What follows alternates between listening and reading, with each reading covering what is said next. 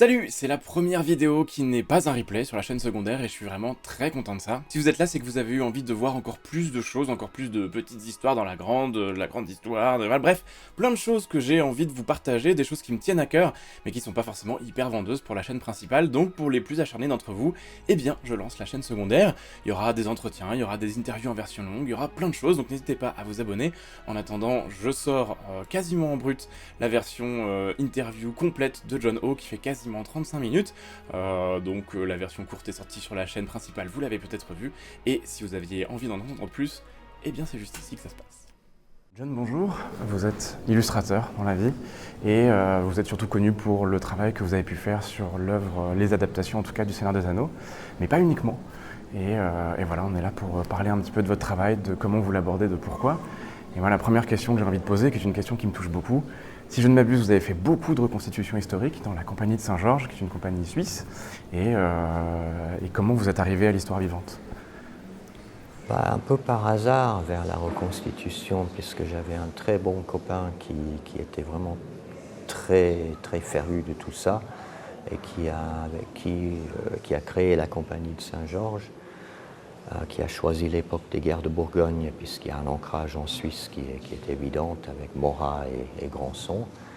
Et là, on est à la fin du 15e, troisième quart du 15e siècle, qui est une période relativement bien documentée, qui permet d'approcher tous les aspects de la vie, surtout militaire, à cette époque-là. Donc pour moi, c'était un enchantement, puisque du coup, on a des références extrêmement exigeantes, et puis donc on s'y colle, on essaie de faire au mieux, on essaie de reconstituer tous les objets de la vie quotidienne dont on a besoin. Et puis, il y a les représentations pour le public, et ensuite il y a le moment magique où le public est parti et tout le monde reste en costume, et on a une soirée où il n'y a aucun élément invasif, en quelque sorte, qui ne devrait pas être là. Et visuellement, c'est un enchantement. Et cette espèce de consistance visuelle est un bon appui pour la notion de la consistance du fantastique, si vous voulez. Parce que le fantastique, c'est loin d'être n'importe quoi. C'est toujours partie d'une envie de faire un monde qui a une cohérence interne et des portes d'entrée pour le public. Donc du coup, la reconstitution, pour moi, était une grande époque qui m'a vraiment beaucoup aidé. Quand on a le privilège de le faire, de porter les habits, d'avoir les armes et les accessoires, on les dessine mieux après. Donc c'est tout aussi simple que ça. Et puis on a eu ça dans les mains, on a porté ça des jours entiers. Et du coup, on fait attention à toutes ces petites choses qui sont de l'ordre du pratique, du quotidien, de transpirer, de vivre. Et puis et tout ça, ça vous amène à une couche de crédibilité potentielle dans ce que l'on fait dans le fantastique. Et donc vous avez réussi à prendre tout ce savoir que vous avez pu acquérir grâce à la reconstitution, la retransmettre dans vos œuvres, et ça se voit, c'est-à-dire que, étant moi-même dedans, je vois les petits éléments, les petits objets, les armures qui sont jamais autant réalistes que quand vous les dessinez. Et ensuite, ça a servi pour les films et les œuvres de Peter Jackson de manière générale. Et ça se voit, on dit souvent que la première trilogie du Seigneur des Anneaux est bien plus réaliste que la plupart des films pourtant dits historiques. Est-ce qu'il y a eu une volonté de la part de la production de faire comme ça?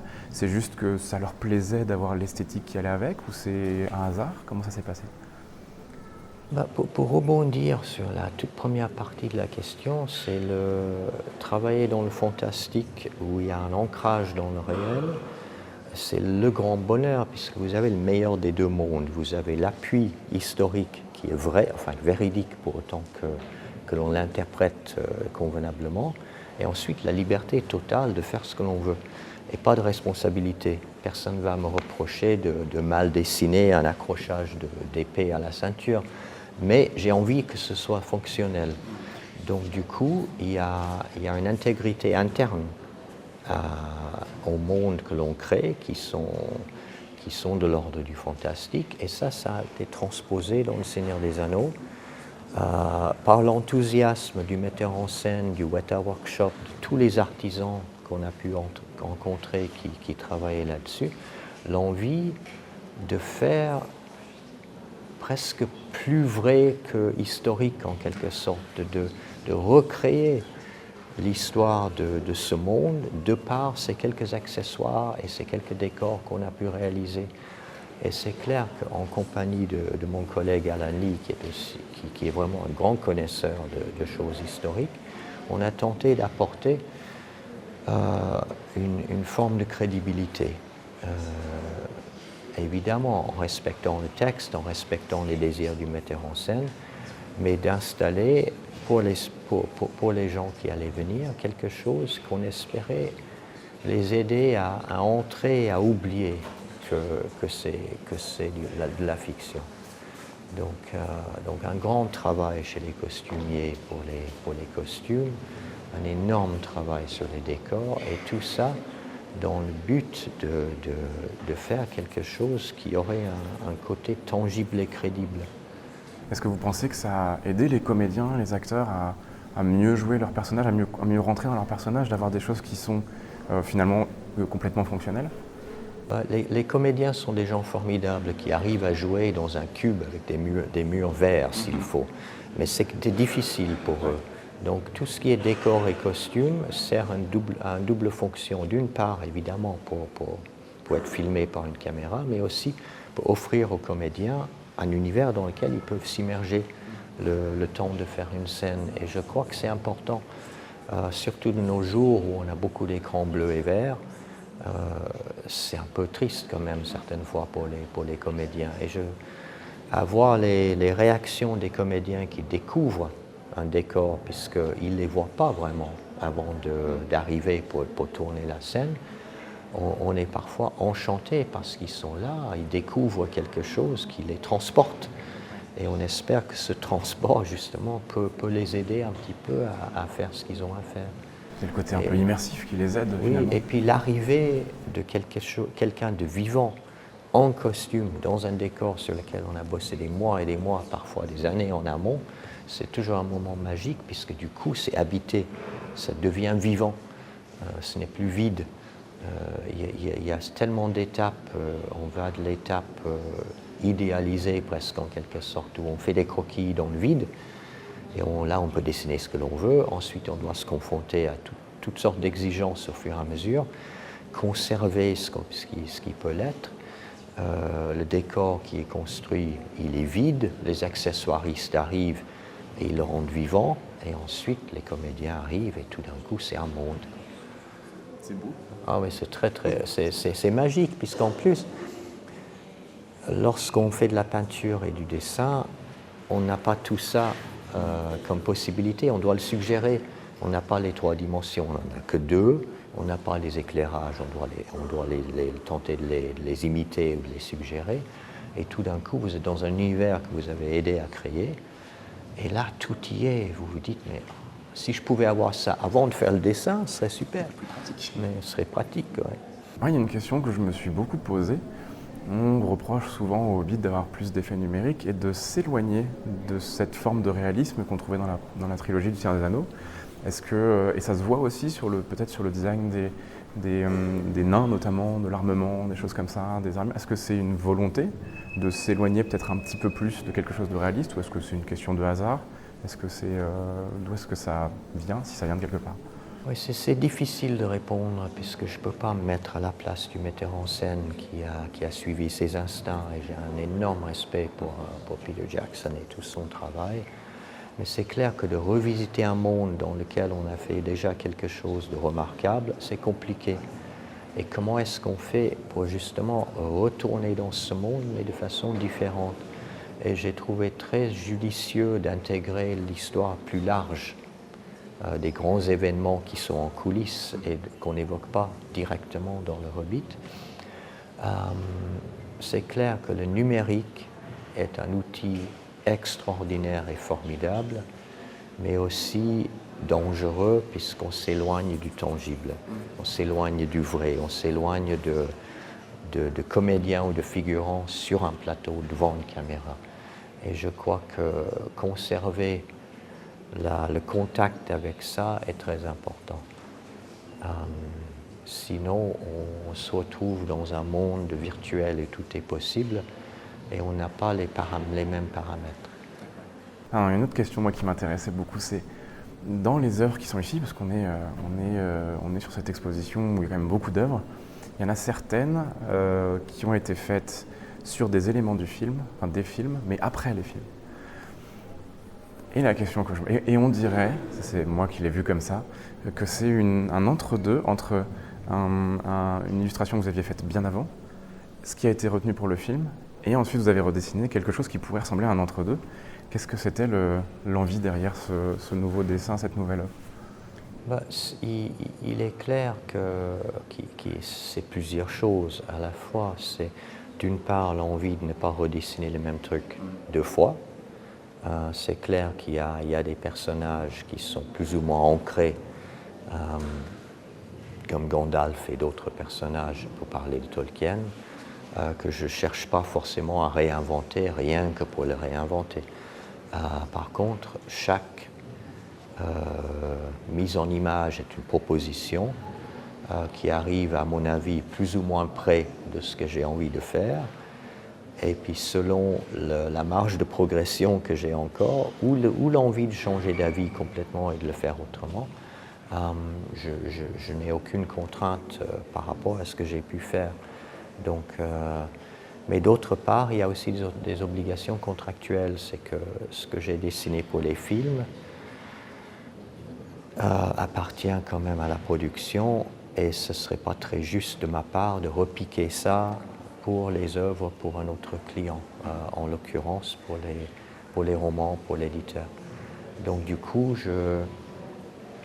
j'ai déjà dessiné les mêmes éléments 3 ou 4 fois différents pour différentes destinations. Mais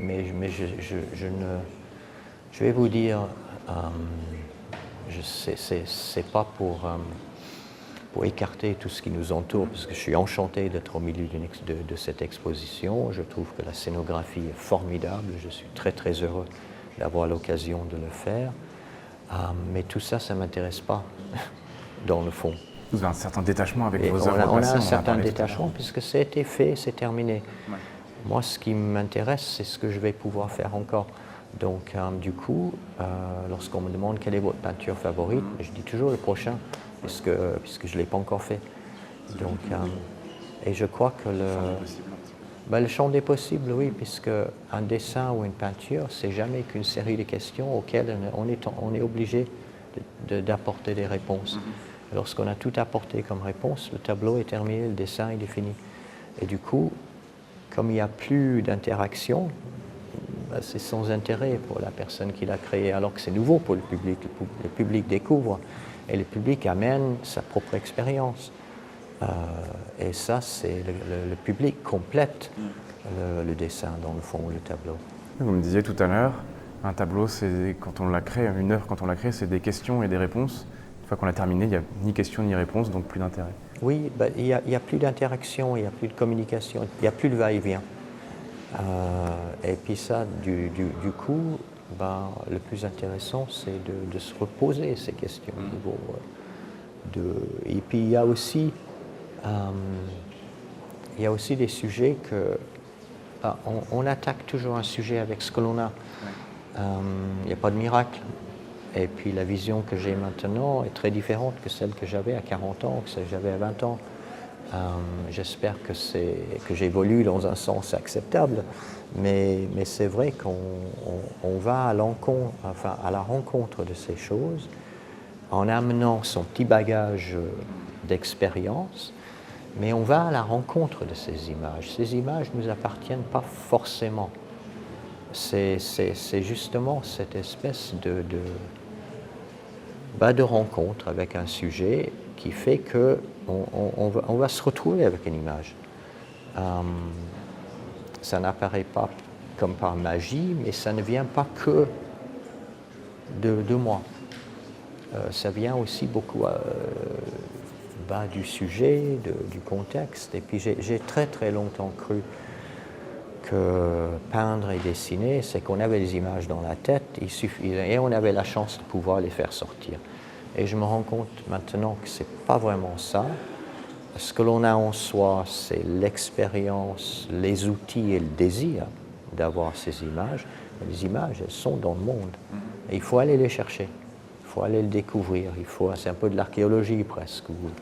Et là, du coup, il y a une espèce de dialogue qui s'installe, dialogue à trois, une conversation à trois personnes, entre le thème, vous, et puis l'œuvre en cours. Et puis là, du coup, c'est fascinant, puisque comme dans toute conversation, si l'un parle plus fort que les autres, c'est pas une conversation. Donc du coup, on est attentif à ce qui se passe sur la planche, puisque du coup, ça peut nous faire changer d'idée à mi-chemin. Donc tout cet échange-là, je mets beaucoup d'importance là-dessus. Quand je commence une peinture ou un dessin, je ne sais pas toujours ce que je vais faire. En général, des fois, je ne sais pas du tout. Et je fais énormément de dessins, surtout plus de dessins que de peinture, puisque l'investissement en temps est plus modeste, mais de juste commencer un truc. Et je ne sais pas du tout ce que je vais dessiner, je n'ai aucune idée de ce que ça va devenir, mais j'attends de voir. Et ça, c'est des moments absolument magiques où tout d'un coup, le dessin lui-même vous donne des idées. Et là, c'est très très chouette. Là, on est vraiment entré dans une espèce de dialogue, pour moi, qui est très enrichissant. Est-ce qu'il y a des moments où vous savez parfaitement ce que vous voulez faire ou pas du tout? Non. D'accord. Il n'y a pas un moment où vous dites j'ai envie de cette rencontre-là, je l'ai faite quelques jours avant, dans ma tête, quelque part? Oui, j'ai parfois des images, j'ai parfois des envies. Ça m'est arrivé récemment de retenir, et c'est rare, une image d'un rêve. Et je me suis levé le matin, j'ai fait vite un croquis pour ne pas tout oublier. Je mets de côté en attendant que je puisse avoir le temps de le faire. Mais c'est rare. Mais c'est vrai que souvent, on est toujours inspiré par quelque chose. On est inspiré ou informé. On est informé de façon un peu plus transversale par les choses, puisque tout m'intéresse. La texture, les couleurs, la lumière, l'architecture, tout m'intéresse. Et du coup, ça, c'est une espèce de cueillette permanente, 24 heures sur 24, 7 jours sur 7. Et on emmagasine, on est attentif, on analyse, on regarde. On apprend à regarder aussi. Et puis vous mettez tout ça là-haut, comme dans un grenier, les cartons qu'on empile. Je ne m'en préoccupe pas. Et puis le jour où on est face à un thème, et on établit justement ce dialogue avec ce thème, ces choses-là sortent automatiquement. Et les bons. Et si on va tenter d'aller les chercher, on ne les trouvera jamais. Mais ils vont venir spontanément lorsqu'on les oublie. C'est la différence que vous évoquiez entre information et inspiration. Absolument. Oui, c'est très important. C'est compliqué. Et je me retrouve souvent à tenter d'expliquer ça à des étudiants et qui s'appuient beaucoup sur du tangible pour leur création. Et j'essaie de leur expliquer, mais faites-vous confiance. Écartez tout ça le temps de faire votre croquis, faites-vous confiance, vous en êtes capable. Ensuite, vous allez chercher de la documentation. Mais surtout, ne vous appuyez pas là-dessus pendant le processus créatif, puisque vous vous mettez en position inférieure par rapport à ce que Google vous amène. Et puis, ce n'est pas ça la création. La création, elle réside ailleurs. Elle réside à la fois dans ce qu'on a pu intérioriser, mais surtout ce qui nous échappe. Qu'on ne peut pas saisir. Les effets de lumière, ces trucs-là, des fois, ça vous laisse un souvenir mais flou, mais complètement indélébile et aspirationnel. Et après, on le concrétise avec des appuis photographiques ou peu importe, mais l'élan que l'on tente d'établir, il doit dépasser de loin juste l'information. Je propose de sortir un peu du Seigneur des Anneaux, parce que finalement, vous êtes extrêmement connu pour ça. Tout le monde vous pose des questions là-dessus. Mais vous n'avez pas fait que ça. Moi, je sais qu'étant adolescent, jeune adulte, j'ai beaucoup été inspiré aussi par toutes les œuvres autour de la mythologie européenne et des romans de la Table Ronde.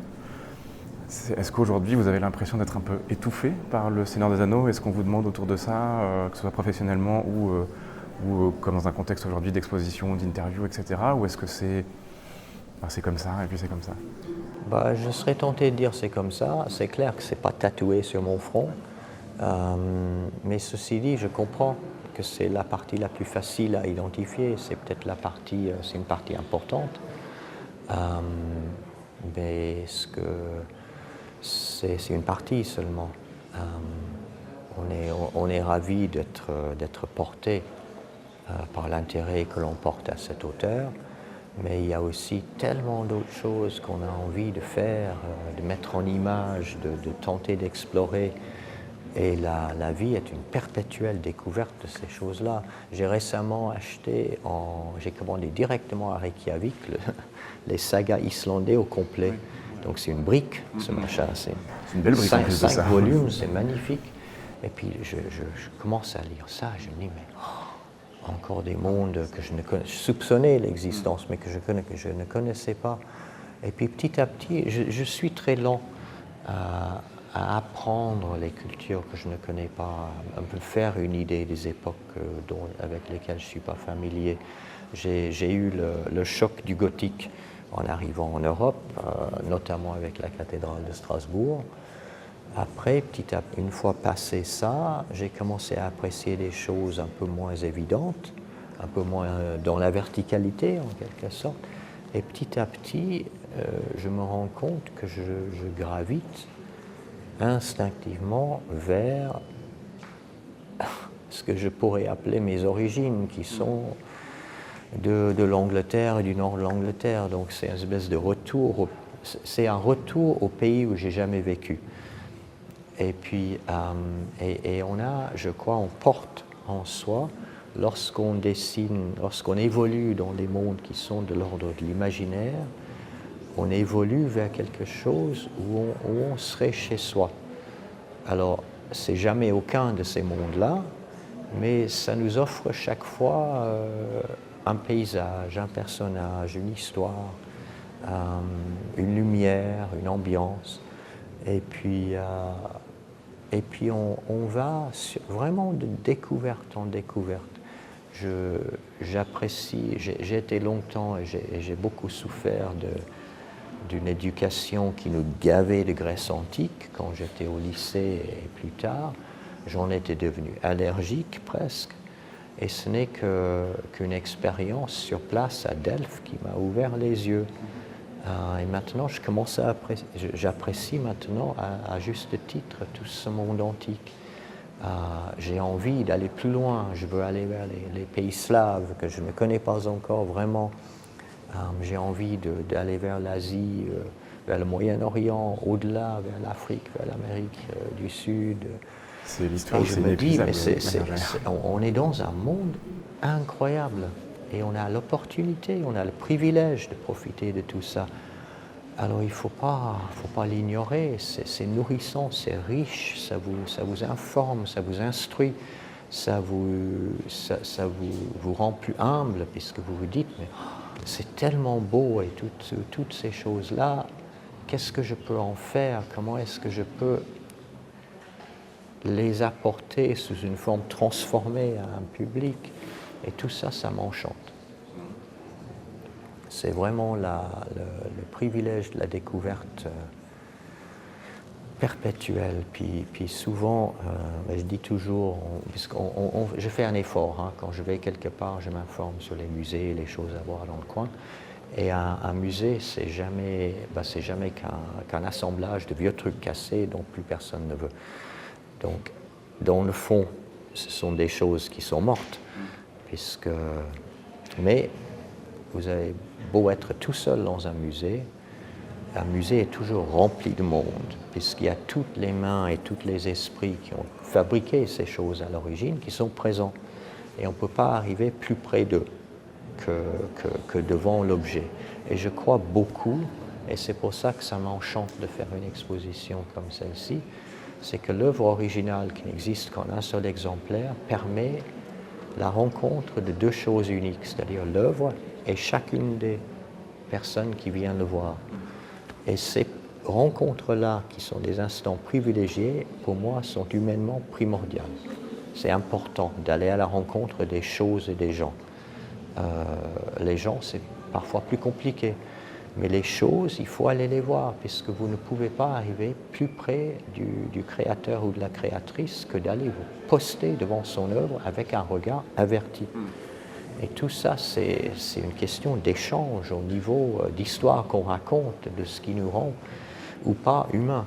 Donc pour moi, c'est très très important. Et du coup, entre la reconstitution historique, ces rencontres avec les objets ou avec les œuvres, également la cathédrale de Strasbourg, Delphes que vous évoquiez, est-ce que vous pensez que c'est la rencontre avec le réel qui peut le plus faire aimer l'histoire et d'autres univers que simplement une théorie un peu effacée? Je crois que le tangible, ça nous touche toujours. Je crois que et malgré tout, il faut s'éduquer, il faut s'informer, il faut s'intéresser. L'indifférence tue tout. Finalement, on se dit, ouais, bon, encore un truc, ça ne me touche pas. Alors, il faut se demander pourquoi ça ne me touche pas. Et puis, chaque fois que je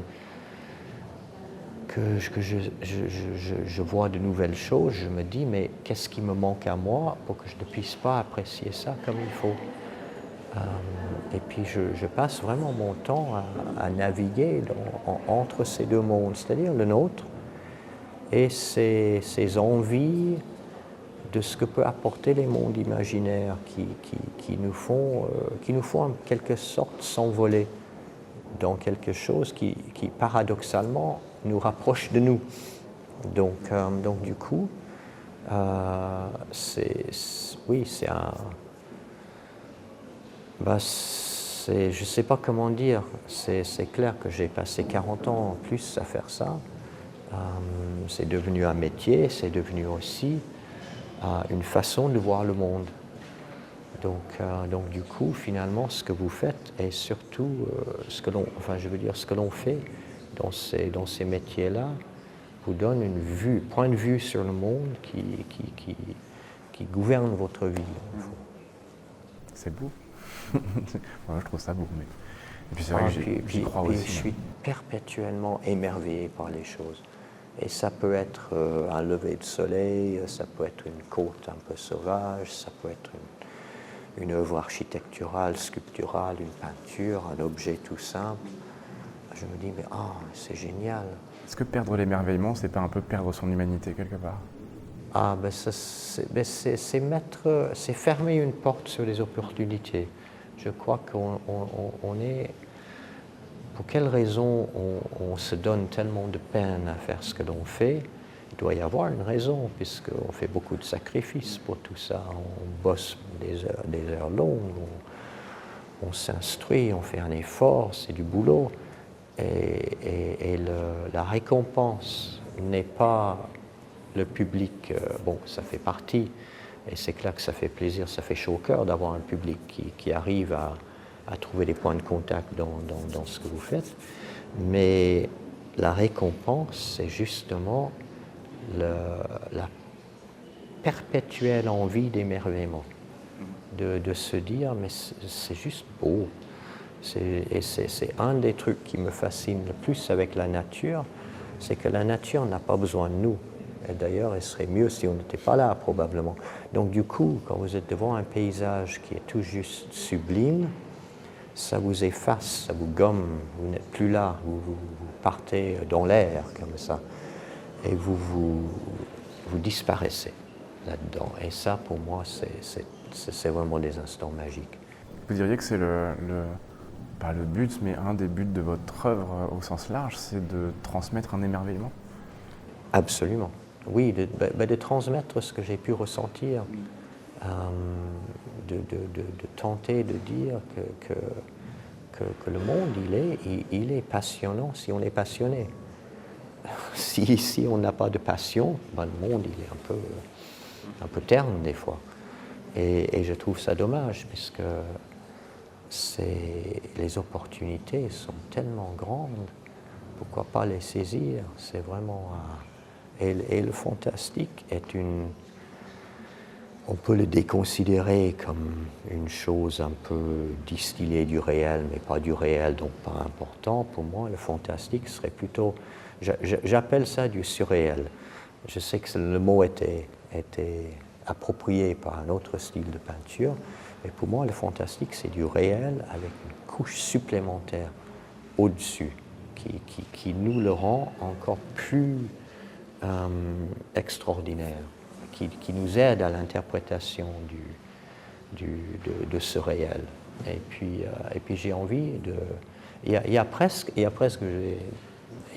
un côté écologique là-dedans. C'est que si, par le biais du fantastique, on peut transmettre la notion du respect de la nature par le dessin, ben c'est ce qu'on doit avoir par rapport à la nature d'aujourd'hui. C'est un peu de respect. Et puis, tout ce qui est conte, mythologie, conte et légende, la nature est considérée souvent comme une entité tangible et non pas comme un truc qu'on découpe selon qu'on va prendre l'eau ou les minéraux ou autre. Donc on a eu pendant des milliers d'années, à la limite, un rapport transactionnel avec la nature. Qu'est-ce qu'on peut prendre là-dedans? Comment est-ce qu'on peut l'utiliser pour être plus riche, plus confortable? Maintenant qu'on a réussi à un peu tout casser, on est dans une position où il faut qu'on se réapproprie notre rapport à la nature. Il y a un truc, une anecdote que j'évoque souvent, il y a une rivière en Nouvelle-Zélande qui est maintenant juridiquement une personne. Donc ils lui ont donné le statut d'individu. Et du coup, si vous jetez votre poubelle dans la rivière, bah, il va vous poursuivre en justice. Et il y a des gens qui s'occupent justement de cette entité. Et du coup, ça fait deux choses. C'est à la fois, ça le protège, et ça donne une autre appréciation de cette rivière, puisqu'une rivière, ça va de la source jusqu'à la mer. Du coup, c'est quelque chose que l'on peut considérer en son entier, et par extension, son environnement autour. Et je trouve ça, c'est une expérience extraordinaire qui était, je pense, très inspirée par la culture maori. Et puis du coup, je me dis, mais on doit faire ça, on doit arrêter de tout découper par juridiction et Dieu sait quoi, qui ne correspondent à rien par rapport à la nature. Et puis tout ça, c'est important. Alors, je ne mène pas de croisade écologique, c'est clair. Il y a des gens qui font ça mieux et pour qui j'ai beaucoup de respect, mais c'est un élément important dans ce que je fais. C'est intéressant parce que c'était déjà un peu dans les questionnements de Tolkien également, et donc parce que dans les œuvres que vous avez faites, même qui ne sont pas liées à Tolkien, il y a aussi une inspiration qui était celle de Tolkien, et donc on a l'impression d'un cercle un peu... Oui, c'est un peu le serpent qui se mord la queue. Finalement, les préoccupations demeurent, les sujets que l'on traite changent, mais les préoccupations restent les mêmes. Et c'est important, et c'est là où on a le bonheur de travailler des fois sur des auteurs qui ont un peu cette même perception des choses, où on sent que, ah oui, mais là, bon, c'est un peu la même chose. Alors que là, on est dans l'image, donc c'est du non-dit. Oui. Donc c'est un autre langage, en quelque sorte. Et du coup, c'est assez passionnant. J'ai toujours vu les Ents comme la revanche possible de la forêt sur les hommes. Donc je pense à ça quand je les dessine. Ce serait difficile de ne pas y voir autre chose. Oui, c'est difficile de ne pas y voir. Et puis aussi la notion que la nature est un être avec des êtres, et que le vivant a une conscience en quelque sorte. Enfin bon, tout ça moi je trouve tout ça passionnant. Eh ben, moi aussi. Et ben, on va finir là-dessus. Merci beaucoup pour merci à vous. Ces transmissions. Merci pour ces belles questions. On a toujours envie de tenter d'expliquer pourquoi on fait ce que l'on fait. Et puis là, évidemment, les réflexions que j'arrive à faire petit à petit viennent du dessin, viennent de l'expérience par rapport au dessin, à la peinture. Donc du coup, c'est pas structuré. Et puis l'opportunité de tenter de le synthétiser, de le rendre compréhensible, d'en parler, c'est toujours une opportunité qui me plaît beaucoup. Et puis c'est vrai que pour moi c'est intéressant aussi, ayant été beaucoup inspiré par vos œuvres depuis mon adolescence.